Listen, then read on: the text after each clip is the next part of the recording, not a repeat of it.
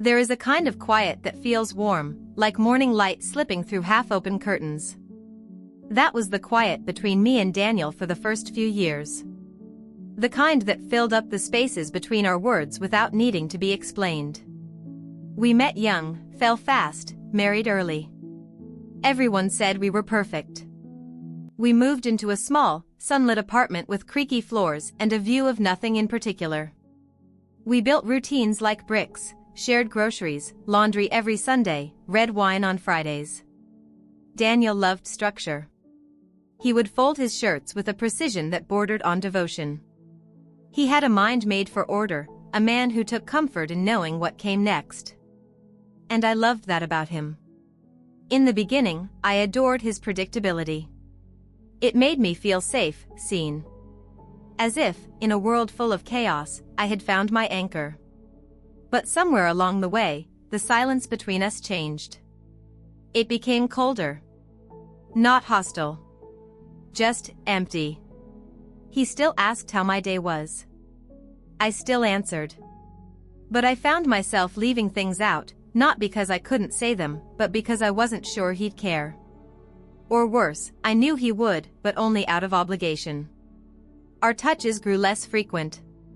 He still kissed me goodnight, but the softness was gone. We didn't fight, we just floated, like two people in the same boat who had stopped rowing. I began to wonder if he noticed. If he felt it too. Sometimes I would watch him while he worked at his desk, head down, eyes scanning spreadsheets or emails. He looked like a man exactly where he wanted to be.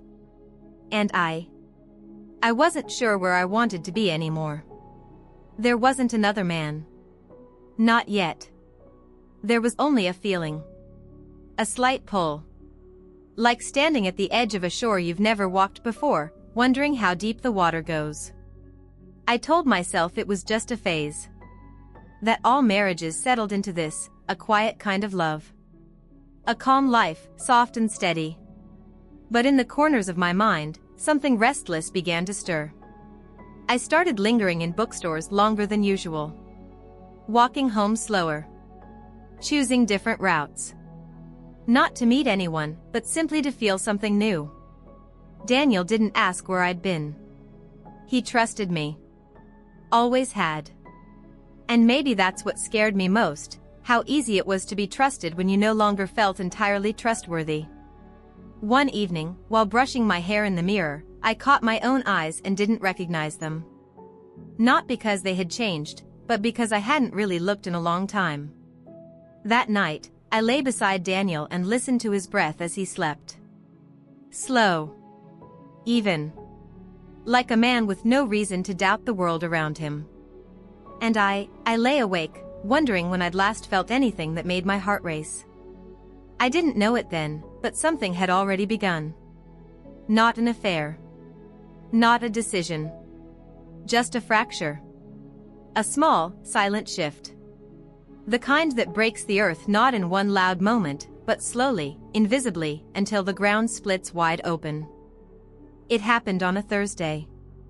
I remember because the sky had that color it only gets in September, not quite gray, not quite blue, like the world couldn't decide whether to hold on or let go. I had gone to a small art gallery after work, more out of habit than interest. Daniel had planned to work late again. The gallery was free, quiet, and I liked being surrounded by things made by hands that still believed in beauty. That's when I first saw him. He wasn't standing in front of any particular painting. Just, leaning against the far wall, hands in his pockets, looking like someone who belonged there more than the art itself. There was something unfinished about his face, not handsome in the traditional sense, but with a depth that made you want to keep looking. Like a page left half-written. We didn't speak that evening. Not really. He caught my eye once, just long enough to make me feel seen in a way I hadn't in a long time. Not desired, not yet, just noticed. It was strange how something so small could echo so loudly inside me. I told myself it was nothing. A shared glance between strangers. It didn't mean anything. But I went back the next week. And he was there again. This time, he spoke. Said something about the sculpture in the center of the room. I don't even remember what it was, something witty, dry, a little mocking of the artist's intentions. I laughed. Genuinely. His name was Thomas. We walked through the exhibit together like two people pretending we hadn't just met. He didn't ask personal questions. Didn't flirt. There was just presence. That rare kind that makes you feel like the only person in the room. I hadn't felt that in years. Afterward, we parted ways without exchanging numbers. No promises. Just a goodbye that felt reluctant, like a comma instead of a period. I didn't tell Daniel. Not because I had something to hide, but because I wasn't sure what it was I'd be confessing. That weekend, Daniel and I had dinner with friends. I smiled, laughed at the right moments, played the role I'd known so well. But somewhere in the back of my mind, I kept thinking about the way Thomas stood, slightly tilted, like the world was always leaning a little to the left. It wasn't love. It wasn't even longing. It was awareness. A dangerous kind. The kind that wakes something up in you just by existing. Over the next few weeks, I saw Thomas a few more times. Always at the gallery. Always casual. Always unspoken. The conversations were short, guarded. But they became the part of my week I looked forward to most. Daniel noticed I'd started going out more. He asked once, casually, "What's at that gallery you love so much?" I smiled and said, "The light's good there." He nodded, already half scrolling through his phone. And for a moment, I felt something close to grief. Because I realized how easy it had become, the art of not being truly seen. Thomas never touched me. Never asked to. But I began to carry him with me like a secret song, one I hummed silently while Daniel kissed my forehead and asked me to pick up milk on my way home. Something was shifting. Quietly. Like the tide, inching higher with each moon. I hadn't crossed any lines. Not yet. But I was standing near one. And wondering what it would feel like to step over. I tried to stop seeing him. For a week, maybe two, I stayed away from the gallery. Told myself it had gone far enough. That it was foolish, romanticizing a stranger like I was some adolescent chasing daydreams. I cooked more, stayed late at work, even suggested to Daniel that we take a weekend trip. He said he'd check his schedule. He never did. I could feel it, a hollow widening between us. It wasn't anger. Not even distance. It was something worse, indifference camouflaged as peace. I missed Thomas. Not the man himself, I told myself, just the version of me I became when I was around him. Lighter. Sharper. More awake. He listened like I was saying something important, even when I wasn't. He made space for my silences instead of filling them. And so, eventually, I went back.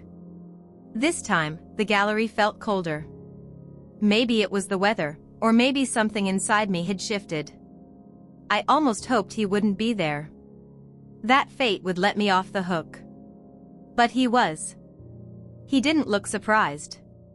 Just smiled, that same quiet, knowing smile, as if he'd expected me to return all along. We didn't walk through the exhibits this time. We sat on the bench near the large window and talked about nothing. How autumn always felt like an ending, how the city seemed lonelier now than it used to. I told him about the bakery that closed down near my office. He told me about his grandmother's record player. Then, in the middle of a pause, he looked at me and said, gently, "You always look like you're somewhere else." I wanted to laugh. Or cry. Or tell him he had no idea how right he was. Instead, I said, "That's because I am." We didn't kiss. But something did happen. He reached out, slowly, and tucked a strand of hair behind my ear. A simple gesture. Barely a touch. But it felt like stepping off a ledge. I froze. Not from fear, but from how easy it was to let him do it. The world didn't stop. No dramatic thunder. No music. Just my heart, beating far too fast for such a quiet moment. I stood up and told him I had to go. He didn't stop me. As I walked home, the city blurred. Streetlights shimmered through half-held tears I refused to let fall. I kept thinking, it's nothing. It was just a touch. It didn't mean anything. But I knew it wasn't true. That night, Daniel was waiting for me. He'd made pasta, my favorite. Lit candles, even. Said he'd been thinking we should try something new together, maybe salsa classes, or learning a language. I smiled and said I'd love that. And I meant it. But while I ate, I kept thinking about the way Thomas looked at me. Not like I was his wife. Not like I was his responsibility. But like I was a mystery worth unfolding. I went to bed early. Said I was tired. Daniel kissed my forehead. You've seemed distracted lately, he murmured. I said nothing. What could I say? I laid in bed, eyes open to the dark, my body beside my husband, my mind replaying a single, gentle touch. And something inside me whispered. You've already left. It didn't happen suddenly. There was no dramatic affair with slamming doors or broken vows whispered in the dark. No hotel keys or lipstick stains. Just a slow erosion of lines I once believed unbreakable. It began, as most things do, with a choice so small it felt harmless. I was walking home one evening, rain falling just softly enough to make the city shimmer. My umbrella had broken earlier that day, so I ducked into a bookstore to wait it out. And there he was, Thomas, sitting near the back, thumbing through an old poetry collection, as if the universe had placed him there just to see what I would do next. He looked up and smiled, not surprised. Never surprised. We talked. About Neruda. About loneliness. About how some people make you feel like you're reading in your native language again, after years of translating yourself for others. Eventually, the store closed. And neither of us wanted the night to end. His apartment was nearby. The moment I stepped inside, I knew what I was doing. Not in a reckless, breathless way, but in that aching silence when the decision is already made, and all that's left is gravity. We didn't rush. There were no wild hands or desperate mouths. Just stillness. Reverence. He touched me like someone trying to memorize a song before forgetting it forever. I let him. And afterward, we laid there, tangled in guilt and warmth and something too complex to name. I thought I would cry. But I didn't. Because in that moment, I didn't feel sinful. I felt real. More than I had in years. I left before sunrise. I walked through the sleeping city with my coat pulled tight, my body still echoing the shape of someone else's embrace. I wasn't proud. I wasn't ashamed. I was just tired. When I got home, Daniel was making coffee. He looked up and smiled, sleep still in his eyes. Couldn't sleep, he asked, not suspicious, just concerned. No, I said. And it was true. Sleep hadn't come easily for weeks. He handed me a mug. His fingers brushed mine. So warm. So familiar. A man who had stood by me for years without faltering. A man I once believed I would love forever. And maybe I still did. But in a different way now. A quieter way. Like loving a season that's past. Thomas messaged me that evening. Just a single line. Did it mean something to you? I stared at the screen for a long time before replying. Yes. But I don't know what to do with it. I still don't. Days pass. Some with Daniel. Some with Thomas. Most with neither, just me, drifting between two lives like a ghost.